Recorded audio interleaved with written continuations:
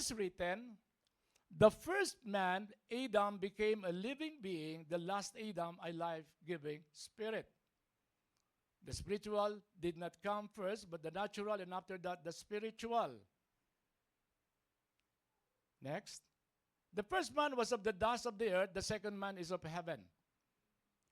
As was the earthly man, so are those who are of the earth, and as is the heavenly man, so also as those who are of heaven. And last, and just as we have borne the image of the earthly man, so shall we bear the image of the heavenly Son. In other words, Adam, the first one, was created as a living being, while Jesus Christ, the second Adam, was created as a life-giving spirit. In other words, there was a reversal.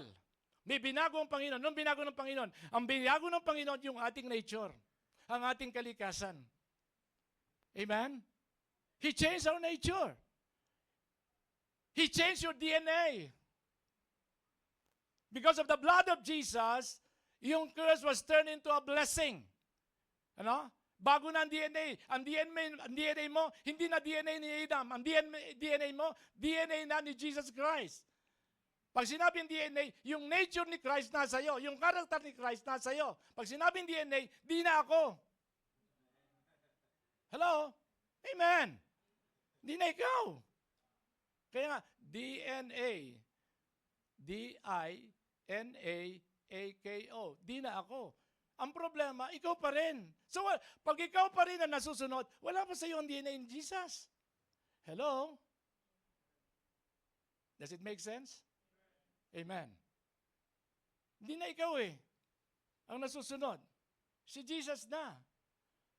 Kasi we receive the DNA of Christ. Why? Christ redeemed us from the curse of the law in Galatians. And He became a curse for us because curse is everyone who hangs on a tree. Jesus was hung on a tree so that the blessings of Abraham might fall upon us. Binago niya ang kalikasan natin Di ba? Sabi ng 1 Peter 2:9, basahin natin ng 1 Peter 2:9. Sabay-sabay natin basahin ito at the count of 3. 1 Peter 2:9. 1, 2, 3. Lakas niyo po. A holy nation, God's special possession, that you may declare the praises of Him who called you out of darkness into what? Wonderful light. He called you out from darkness and brought you into His marvelous light. So in other words, you as a Christian is no more living in the side of darkness, but you're now living in the side of light. Can I hear an amen? Yes! Kaya it's still a process in our lives. Proseso pa rin yan, ginagawa natin. Ano? Ito nga For example, example lang, si Jesus, dinalaw tayo rito sa St. Paul. Naka-t-shirt, naka-Levi's jeans, naka-Nike shoes, nakiupo dyan. Would you recognize Him as Jesus? Hello? Would you recognize Him as Jesus? Sasabihin ba niya, ako si Jesus. Sasabihin ba niyan? Hindi niya sasabihin yun. Meron po istorya akong nabasa about a Christian. Hindi masaya ang kanyang pagiging Kristiyano at maging ang kanyang pakikisalamuha sa mga mananampalataya doon sa church sa inaatinan niya. He was not that happy. He is always being misunderstood by church members. And one day he decided to seek counsel from the pastor. Nagpunta sa pastor and asked the pastor, Pastor, may problema ako. Ba't ganito yung Christian life ko? What are those things that I'm doing that are not right? Sabi niya, sabi ng pastor, do you know that you are committing a sin? What sin? Anong kasalanan ko, pastor? You are committing a sin of ignorance. Whoa. Sin of ignorance? Ano yun, pastor? Paliwanag mo. You are committing a sin of ignorance. Did you know that in St. Paul and in Cold Lake, the Messiah is living? Dito nakatira yung Messiah. Si Jesus nasa St. Paul. Si Jesus nasa Cold Lake. Si Jesus nasa Elk Point. Si Jesus nasa Edmonton. So he came out from the office thinking, Jesus is in the community. Narito si Jesus. He was so confused. Because everyone he sees in the community have weaknesses. Everyone he sees in the community has defects. No? But he wants to get rid of that sin of ignorance. Kailangan mawala itong kasalanan na ito. So ano ginawa niya? Nakita niya yung isang lalaki doon sa community nila, tinutulungan yung isang babaeng tumatawid sa kalye. Sabi niya, siguro si Jesus ito. Si tumutulong eh. Maya-maya, nakita niya yung dating hindi niya kinakausap, hindi man lang siya nakikinig doon, nilapitan niya at kinausap, this must be Jesus na nangangailangan ng kausap. In other words, he saw those things now, but before, hindi niya nakikita. Nagkaroon siya ng bagong pananaw. Nagkakaroon siya ng bagong pananaw, iba ang nakikita niya. At itong changes na ito sa buhay niya ay naging very, very noticeable within the community. Listen to this. It was very noticeable in the community that they began to ask questions. Ano yung nangyari? Bakit may mga pagbabago sa buhay mo? Why are those things, what are those changes taking place in your life? And he said, I don't know. Hindi ko alam. Hindi ko alam kung bakit nangyayari sa akin ito. All I know is, when I started to look for Jesus, things changed. Nagbago ang lahat ng pananaw ko nang hanapin ko ang Panginoon. Ano? In other words, ang taong ito, nagbago ang attitude niya, nagbago ang nature niya, when he started to look for Jesus, that he himself don't even know how Jesus looks. Are you getting me? Alam niyo, pag tumingin tayo sa tao, all we can see are defects. All we can see are weaknesses. Wala ba yung positibo na nakikita ka? Lagat ba negatibo? Naman, that's the problem of the church today. No? When you look at a person next to you, tinan mo nga kung may nakikita kang positibo sa katabin mo. I see positive things. Kasi wala naman perfect eh. In the church, wala perfect. There is no perfect church in this world. We will all come to perfection and all go to heaven. Amen? Kasi ang lupa, ang church, ito yung proseso na kung saan binabago tayo ng Panginoon. Amen? May nabago ba sa'yo? May liwanag na ba sa'yo? Ayos na ba ang pagsasalita mo? Hello? Ayos ba? Pagsasalita mo? Si Hazel, tawa ng tawa.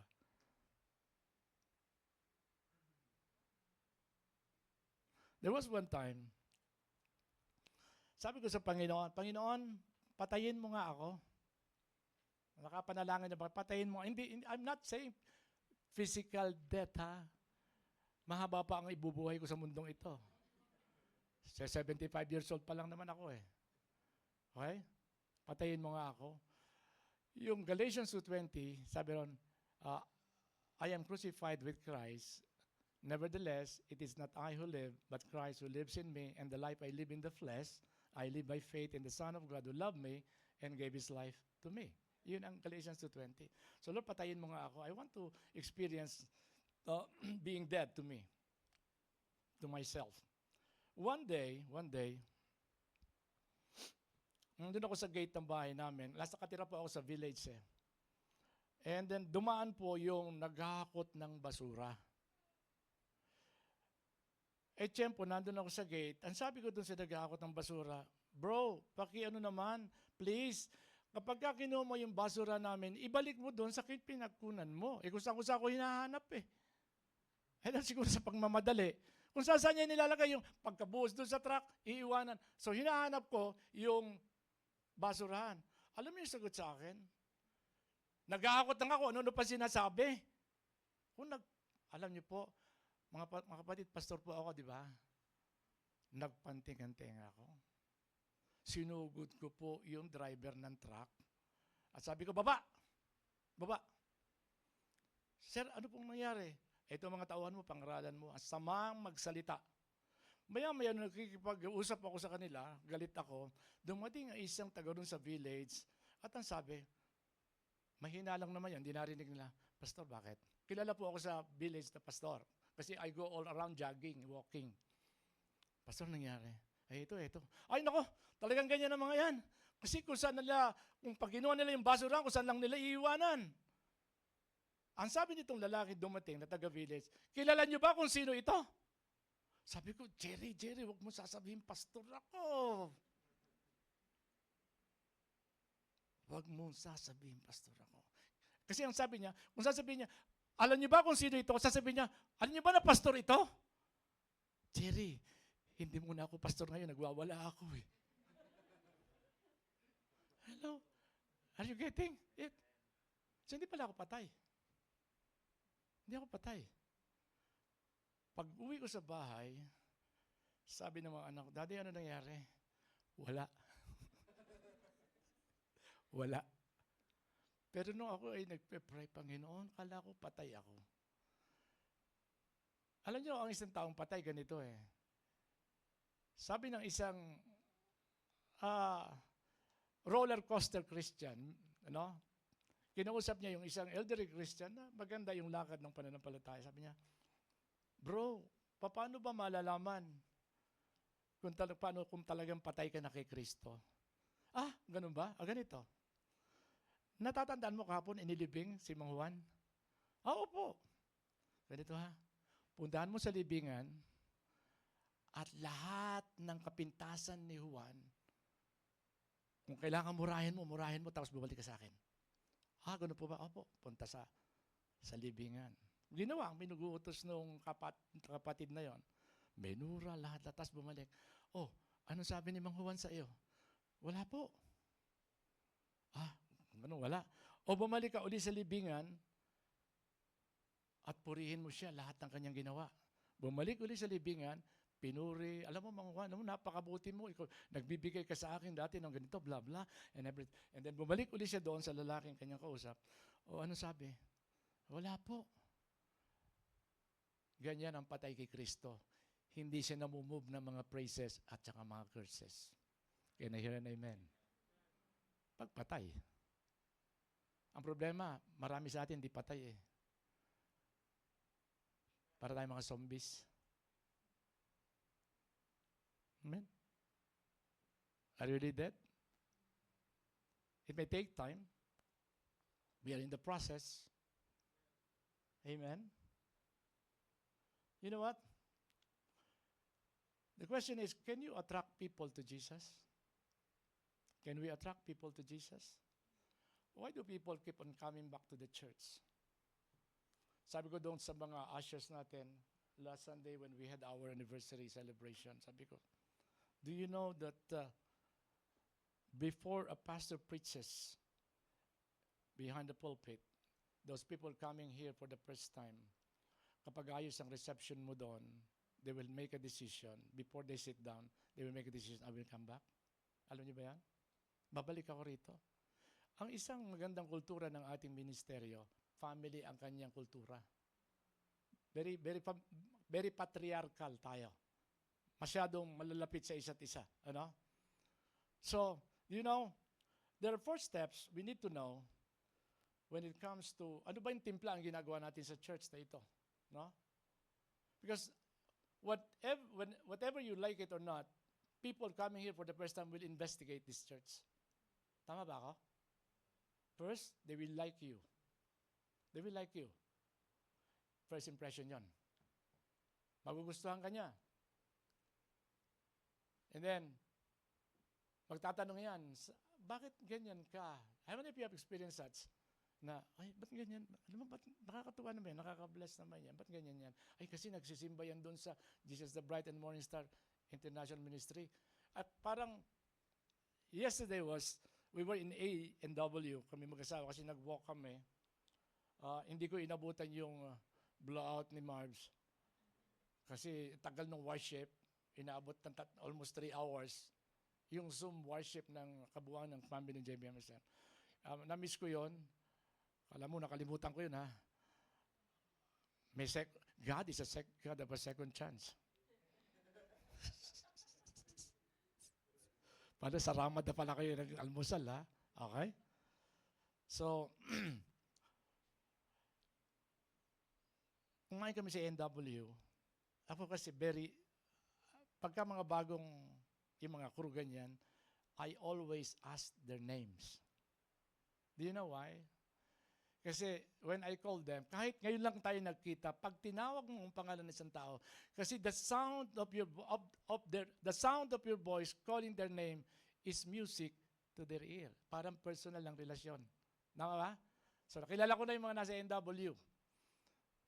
Nahanap ko kasi si Mark Besa eh. Hindi ko maabutan, napakailap. Napakailap. Kaya pastor, naghahakot ako. Okay? So, kilala ko na si Hannah, kilala ko si Carmen, kilala ko na sabi ko, tinanong ako ng tanong na ganito. Sabi niya, saan po kayo nakatira? Kako, sa Pinas, nagbabakasyon lang ako rito. Saan po kayo nakatira? Sa 46th Avenue. Anong ginagawa niyo po rito? Nag-attend ako ng church anniversary. Kina Pastor Joel? Kina Pastor Joel? Kilala agad si Pastor Joel, eh, no? So, hindi makakakilala rito. Ano? Sa community na ito. Okay? Kahit nga nung araw, unang dating ko rito eh. Nasa McDonald's ako eh. Are you guys Filipinos? Yeah, we are. Tinanong kasi ako ng, do you speak English? Tinanong ba naman ako ng do you speak English? Sabi ko, English is our second tongue. Diba? Sa atin nga, kahit nagtitinda lang ng taho, kausapin mo English ka eh. Tama ba ako? Yes! Kahit namumulot ng basura, English mo yun, pasasagot na English yun. Ano? Dito naman sa Canada, hindi naman sila particular sa grammar. No? Hindi sila particular sa grammar. Hindi katulad ng Pinoy. Sa atin sa Pilipinas, meron tinatawag na Atenean accent at Lasalle accent, UP accent. Iba sila mag-English. Dito, kahit na anong English, kahit anong grammar, excuse me, I'm toilet. May pakialam pa ba sila doon? Alam na nila, pupunta ka sa washroom. Right? Ano? Sa atin, ibahin mo ako, you different me. Di ba? You different me. Di ba? Wala silang pakialam sa grammar. Sorry, wala akong pamimintas. Ang pangit nilang magsulat. Di ba? Parang gano'n, pangit ang sulat. Ano? So, ang tanong tayo, tinuturuan na, ito ang tamang margin. Di ba? Ganon tayo. So, yun, sabi ko, Pastor Joel po. So, I started conversing with her. Alam mo, I know you come here para ikaw ay maghanap buhay. Tama? Opo. Hindi naman ako nagpakilala ng pastor. Do you know that there is still one reason why the Lord allowed you to come here? Yung Lord na yun, sabi niya, opo, alam ko po yun. Lagi po ako ini-invite ni Pastor Joel, kaya alam po may trabaho akong linggo. Tama? Alam mo, isang magandang ginawa dito ng Panginoon through Pastor Joel, nagkaroon ng worship service na panghapon. Na yung hindi maka-attend ng pang-umaga, may panghapon. At yung hindi maka-attend ng panghapon, may panggabi. At yung hindi maka-attend ng panggabi, may pangmadaling araw. Wala na silang masabi. When I was in Hong Kong, I conducted Bible study midnight. 2:00 ng madaling araw. Kasi lahat nagwo-work, mga babae lahat yan. Walang excuses pag gusto. Walang mahirap pag gusto mo. Tama po ba? Gagawa ka ng lahat ng paraan. Pero pag ayaw mo, wala, mahirap. Hindi ka pwedeng pilitin. Kasi nga may choices tayo. Tingnan nyo to, first step is, they will join you. Kasi, wow, na-impress sa'yo eh. Na-impress. Ang susunod na move dyan, they will like you. First impression always lasts. Amen? Anong uniqueness ng church ng JBMSM sa St. Paul? Anong meron? Grabe silang magkainan pagkatapos ng service. Ito po yung kultura ng church. Kahit po sa main church, sa mga outreaches, kainan po yan pagkatapos ng service. Kainan yan. Kainan yan. Ang tawag ng koinonia, fellowship. Mas nagiging mga magkaka-intact o magkakadikit ang mga mananampalataya kapag kumakain. Tama po ba ako? Amen. Ginugutom ko ba kayo? Masarap po ng inihanda ngayon na tanghalian. Meron dininding, mayroong, basta marami. Okay? So they will like you. They will want to know you. So kailan makilala pa, no? No? They want to discover more about you. And you know what? Even without going to the church in the sanctuary, they can discover what the church is through you. Hello? Ay, ganun pala ito. Ganun pala siya. Sigurado ako, ganun din ang church na yon. Ngayon, kung may nakitang negative yan, ay ganun ang church na yon. Hello? Am I correct or I am right?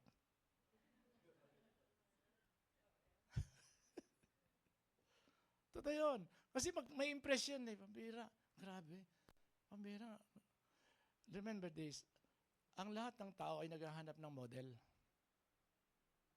Ang lahat ng tao ay naghahanap ng kanilang iba ito, ibang klase ito Iba ito eh. Naikwento ko nga ito eh. Naikwento ko nga ito sa Cold Lake kay Pastora MJ, kay Pastor Josiah. Tawa na silang tawa na. Alam niyo po, a little bit of story. Okay lang po sa inyo yan?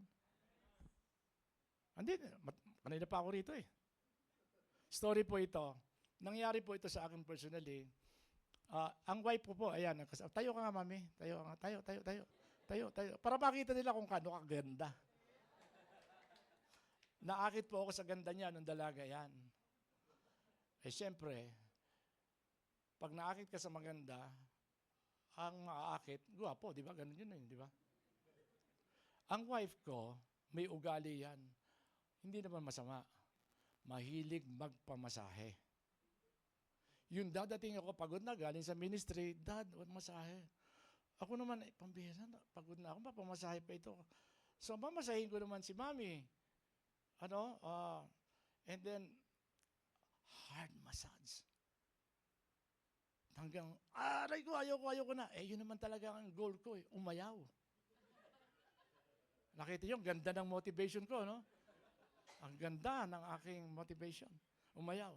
So, hindi na yung magpapamasahe. One day, I received a call from a member of our church in Cavite. Pastor, pwede pa kitang puntahan dyan. Samahan mo lang ako dalawin ng aking bayaw who is confined at Days Avenue Medical Center sa Quezon City. Sabi ko, sure, okay. Meron naman akong sasakyan. Sabi ko, sige, samahan kita. As we were waiting for this precious sister, dumating yung kaibigan ko, who is a vice president of one of the biggest banks sa Pilipinas. Nagmi-minister kami sa mga pastor. Dumating, nagulat ako. Sabi niya, hi bro! Uy, sabi ko, ba't ka sumipot dito? I want to visit my favorite pastor, sabi niya. Kasi close kami. Uy, tama-tama, sumama ka sa akin. May pupuntahan tayo. Your wish is my command, sabi niya. May dadalawin tayo may sakit. Samahan mo ako. Nung kami ay pumunta doon sa ospital, nakita ko yung uncomfortability ng pasyente. Nakaupo lang sa chair with mayroong swero. Ang daming tao doon sa ospital, even sa lobby. Makikita natin yung pagkainis ng pasyente. So what I did was, sabi ko, Lord, anong gagawin ko rito sa tao na ito? Sabi niya, dali mo sa isang tabi in a place where you could be quiet and then share the gospel. So that's what I did. Nakaupo siya, ako po naman ay nakaluhod, nagsishare ng gospel. 10 minutes. Yung kaibigan ko, vice president ng bangko na nakatayo, halika rito, MJ.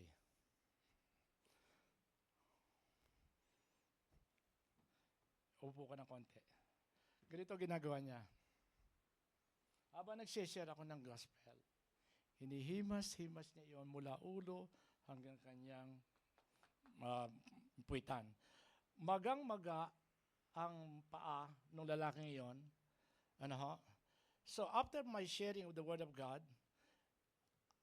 I prayed for healing.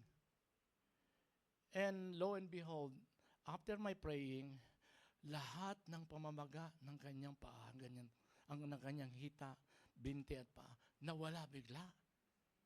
Sabi ko, Lord, ano nangyari? So, yun ay tumatak sa isip ko. Thank you, NJ, for that beautiful role. Okay? Tumatak sa isip ko, when I was driving back home, sabi ko, Lord, bakit ganun? Wala naman masyado. Hindi naman ako sumisigaw na, in Jesus' name, wala naman ganun. Lord, pagalingin mo to. Ganun. So I was driving home. Sabi ko, Lord, nangyari. Sabi ng Panginoon to, listen, kasi naging totoo ka.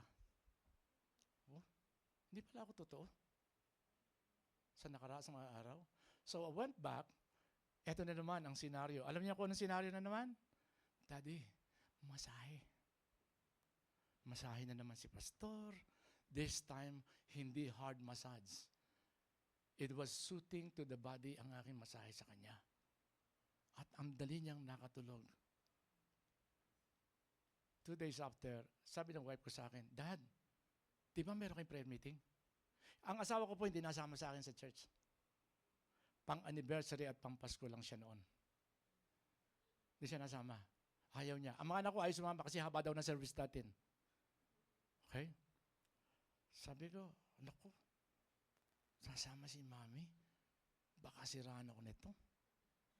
Alam niyo yung guilt feeling na akala mong lumalakad ka sa truth pero hindi pala? Meron bang ganun dito? Wala. Nasa langit na nga pala ako. So, sumama. Just as we are doing in our prayer meeting, naka-circle yung mga upuan, and then worship, and then word. And here comes the testimony portion. Sabi niya, which hindi yung ginagawa ng wife ko, pwede magsalita. Eh, yun namang leader, tuwan-tuwa kasi maririnig yung asawa ni pastor na ngayon lang maririnig. Opo, Sister Evelyn. Nagsalita ang wife ko. Sabi niya, alam niyo, ang asawa ko, lagi ako nagpapamasahe dyan eh. Tuwing dadating, papamasahe ako. Pero alam ko namang hindi totoo ang kanyang ginagawa. Siniraan na ako, ano? Yang ako sa mga kapatiran. Pastor ho ako. Pero kagabi, no isang gabi, nagpamasahe ko siya. Sa magpamasahe ko, daman-dama kung totoo ang kanyang ginagawa. Ito matindi. Alam niyo, ang pastor niyo, born again na. Tanong mo siya katabi, born again ka ba?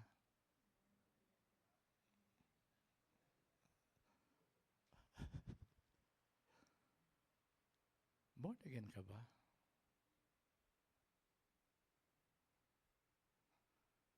They will know you. Kikilatisin ka ng mga yan. No? They want to get to know you better. They will try to discover anong nasa likod nito ng buhay ng tao na ito. And you know what? After knowing you, they will trust you. Trust is not done overnight. Ang tiwala, it is being earned. Correct? It is being earned. They will try to know anong ginagawa nito sa church. Kaya mapansin nyo, may mga pumupunta rito, hindi agad sila, they do not even try to attempt na tumulong. Nag-observe yan. Ganun pala ginagawa. Naglalagay pala ng silya. Nagbabacuum pala. Tumutugtog pala. Kumakanta pala. May nag-a-usher pala. Ganun pala. So, pinag-aaralan ng bawat galaw. Kasi may iniisip na yan na, ganito pala sila rito. Nagkakainan pala sila. Pinakamagandang bahagi ng celebration ng worship. Yung kainan natin. I'm not kidding. Alam mo, yung meeting after meeting is the best important. Kahit doon sa networking business, meeting after meeting is the most effective way of selling. Tama? Kasi you get to know the person. Amen? And after knowing you, they will join. They will join. Hahawak na yan ng walis. Mag-iipod na yan ng silya, unti-unti. Tapos, tinatanong ni Pastor Joel, ano ba yung gift mo? Napansin niyo si Jonah dito? Yung bagong kasama sa worship team. Ayun, 'no, yung kausap ni Naslin. Bago lang siya rito. Na-feel niya na, ito yung lugar ko. Dito naman, hindi na kailangan na, anong background? Hindi, gusto mo paggamit sa Panginoon, paggamit ka. Amen. Hindi na kailangan, kailangan isang taon muna mag-training yan. Ano? Baka mamatay yun, hindi na nakapaglingkod. Amen. Kasi, you know why? This is the principle. When we started this ministry, wala namang magaling. Wala nga marunong tumugtog sa amin. Natuto ko tumugtog ng ilang chords, ABCDE, tapos na. Ako nga, nagugula. Galing naman ng mga chords nila, NJ, hindi ko kaya yun. Kasi ABCD, pero kantayin mo, kakantayin kita, tutugtugan kita sa 4 na chords na yon. Wala namang marunong lahat eh. Ang hinahanap ng Panginoon ay gusto mo magpagamit, magpagamit ka. Hindi niya sabihin dito ni Pastor John, hindi, mag-training ka muna, kailangan makakita muna namin ang buhay mo. Hindi eh. Kasi nang kami magpagamit sa Panginoon, ang buhay namin wasak eh. Inayos ng Panginoon along the way. Hello? Amen. Isipin niyo mga karakter na dinaanan natin sa buhay natin bago tayo naging ganito. Isipin niyo. No? Sa bahay, mga kabataan, pakita niyo muna. Pakita niyo muna. There was one time, merong isang, may asawa yon, nagpunta sa church, hindi yung nagsisimba. Nagpunta sa church, and then makasimba, pag-uwi niya, sabi niya sa mama niya, Ma, sa Sunday, sama ka sa akin sa church. Sabi nung mama niya, sa church, hindi nga ito marunong magsimba eh. Hindi ko nga alam kung kilala nito ang Diyos eh. Sama ka lang, Ma, sama ka lang. Sumama yung mama niya sa church. So nakita niya yung ginagawa sa loob ng church, and then, pagkatapos nag-uwian, ang sabi ng mama niya, now I know kung bakit nag-i-invite ito. Amen? Now I know. Alam ko na kung bakit nag-i-invite ito. You know what, church? Hindi ka magkakaroon ng tapang, ng lakas ng loob na mag-invite kung wala kang may papakita sa kanyang maganda mula sa Diyos. Palakpakan mo ang Panginoon mo. Amen. Hallelujah. Amen. Amen. Kaya nga ang tanong ko, if Jesus comes to this place, would you recognize Him? Hindi mo marirecognize siya. Salamat naghanap yung taong iyon ng Jesus kasi hindi niya alam ang itsura ni Jesus. Hello? Hindi niya alam. Ano ibig ko sabihin? Lahat tayo rito may defects. Lahat tayo rito may weaknesses. But go beyond the defects and weaknesses and see that Jesus in that person. Amen? Tingnan mo, ang Jesus na yan sa buhay niya. You know what? Ano mayayari? Iba. Hindi yung pintasan tayo ng pintasan. Hindi yung kung ano na sinasabi natin behind the back. No. Hindi ganun ang church. Ang church is a place of refuge. Kailan inilalabas ng pagong ang ulo niya? Di ba? Inilalabas lang ng pagong ulo niya pag safe. Is this place a safe ground? Is this a place wherein this church can nurture their children, their family? Is this a refuge? A place of refuge? It should be. Because that is what God made it of. Ganun ito ginawa ng Panginoon. Amen. Kasi kung hindi ito church. It is just an organization. Amen? Relationship will build people. Yun ang ginagawa ng pastor. Lahat kayo, ganun ginagawa. Kasi ang mga taong pumupunta rito, sa totoo lang, marami pumupunta rito, mas maraming alam kaysa sa inyo eh. Tama ba ako? Pero hindi yun ang gusto nilang marinig. Hindi yun ang gusto nilang maranasan. They don't want to know. They don't care on how much you know. They want to know on how much you care for them. Amen.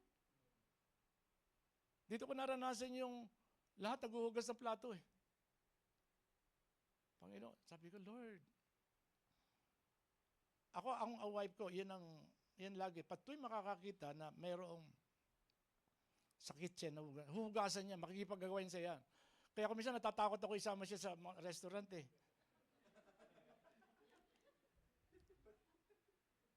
Baka makipag-agawan pa doon sa kitchen, huhugasan. May pambayad naman. Amen. Hello? They don't care on how much you know. They want to know how much you care.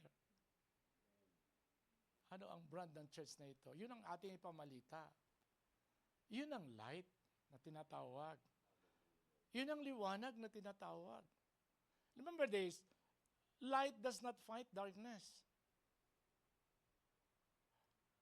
Tek, pakipatay mo nga lahat ng ilaw dito. Nasa control niyo ba yan? In Jesus' name! Oh, yun. Lahat patay. Pati monitor. Masisira ba? Okay, okay lang yun. So, we are now in darkness.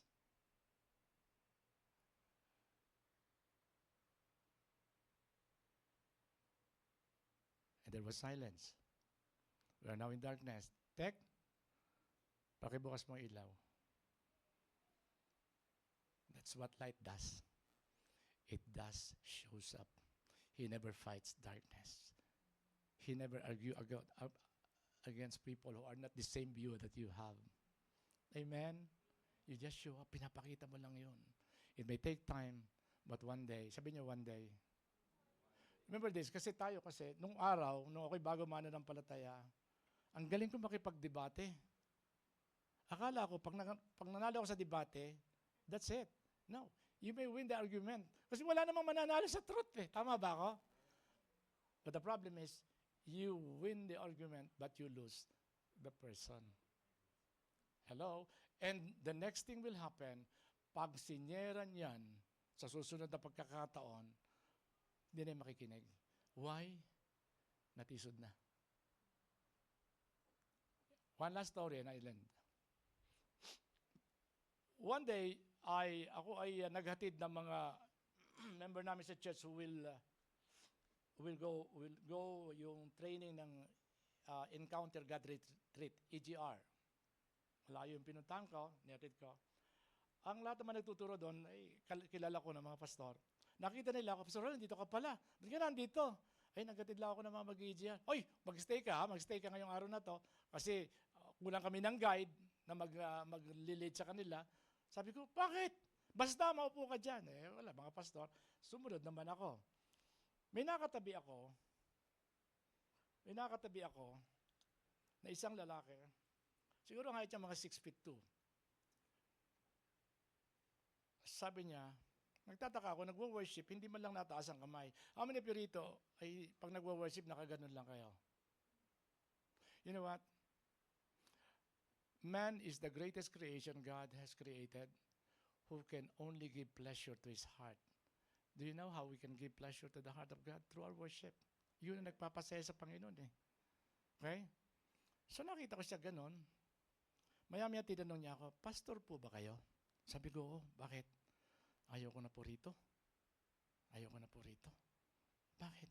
Gusto ko na po umuwi. So nagpaalam naman ako doon sa mga, bro, gusto nang umuwi nitong katabi ko.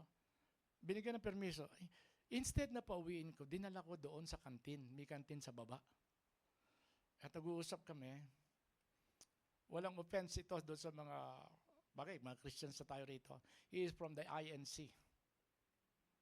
INC siya. Mga kapatid, hindi umubra ang alam ko sa Bible. Sa dami na, basta nagsalita ko na, mayroon siyang ibabato sa akin. In other words, nagbabatuhan kami ng salita. Umiinit ang usapan, mahirap to. Umalis ako, sabi ko, bro, saglit. Punta ako sa washroom. Alam niyo, most of the time, pagka mayroon akong bagay na gusto i-inquire sa Lord, napapapunta ako sa CR. Why? Kasi, di ba, restroom nga eh. Panginoon, anong gusto mong gawin ko rito? And very, very clearly, I receive instruction from the Lord which says, i-share mo ang buhay na binago ko sa iyo. So, what I did is kumuha ko ng 2 cup of coffee sa counter, dala-dala ko, kape. And then I begin to share the changes that God has done in my life. You know what? Everyone has a unique testimony of your encounter with the Lord. Tama ba ako? Meron tayong kanya-kanyang unique. Iba-iba tayo. So I share. During the time that I was sharing, for almost an hour, I never heard a word from his mouth. Ganito lang nakikita ko, akyat manaog ang kanyang lalamunan. Para bang ina-absorb niya ang sinasabi ko. You know why? Wala namang offense. Walang pagbabagong ginawa sa kanila kasi hindi nila ina-acknowledge ang galaw masyal ng banal na espiritu. So I shared my testimony. After that, sabi ko, ayan, pwede. In other words, I was able to share the gospel. Napatanggap ko. Sabi niya, sige, uwi ka na. Itinataboy ko na ngayon. Uwi ka na kasi gusto mo umuwi. Pastor, pwede po akong bumalik sa taas. Talaga? Bumalik, sinamahan ko. Nag-start ang worship.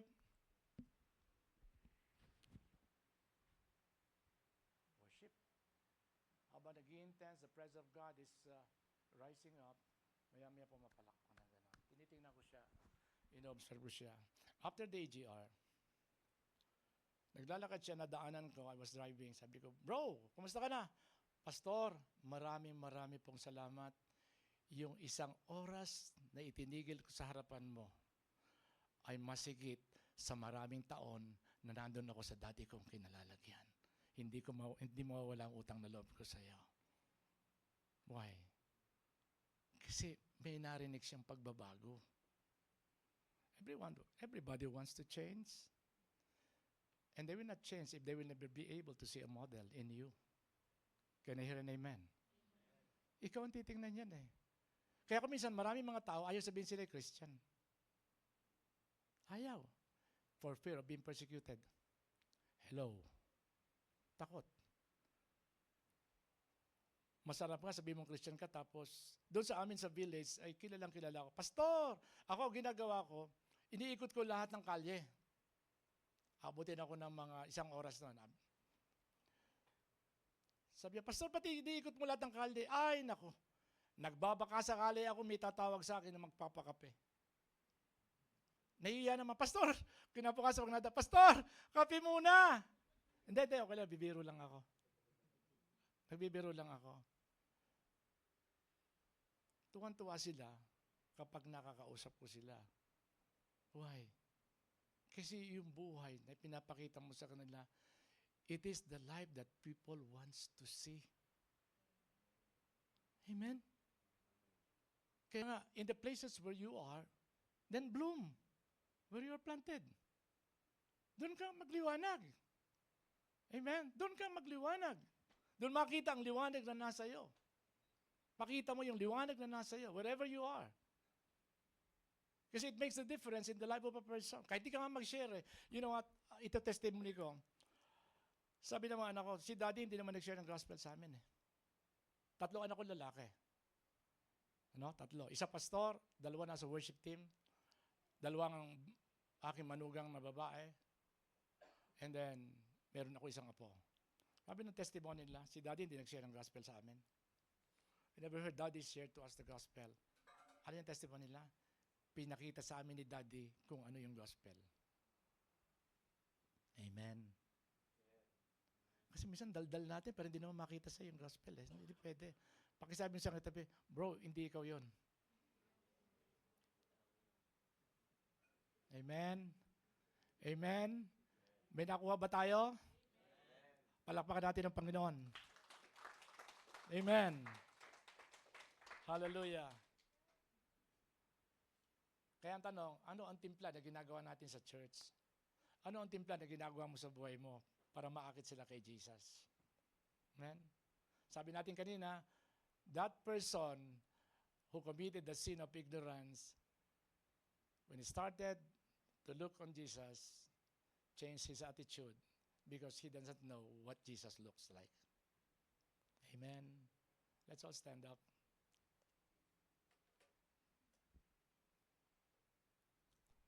Hallelujah. Oh, we praise you, Abba Father. We give you praise. We give you glory.